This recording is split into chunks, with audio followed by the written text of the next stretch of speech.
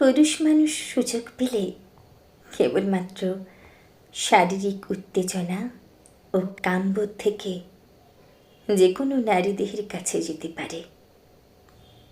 নারীদের একটা আলাদা বৈশিষ্ট্য আছে। নারী তার কামনাবোধকে সংযত করতে পারে। মানসিক আগ্রহ ও কোনো রকম আবেগের জায়গা সৃষ্টি না হলে নারীরা সাধারণত দেহের বিনিময় করে না।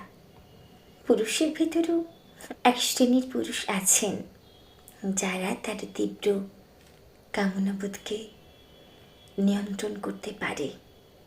সুযোগ থাকার পরেও নারীরা যার তার সাথে নিজেকে ভাগ করে না। এমন পুরুষের সন্ধান পাওয়া বিরল, তবে শূন্য নয়। যেমন পুরুষ সুযোগ থাকার পরও তার কাছের মানুষটার কথা ভেবে নিজের কামনা বাসনাকে নিয়ন্ত্রণ করে এবং সকল সুযোগ উপেক্ষা করে ঘরে ফিরে আসে, সে কেবল পুরুষ নয়, মহাপুরুষ। তাকে ভালোবেসো।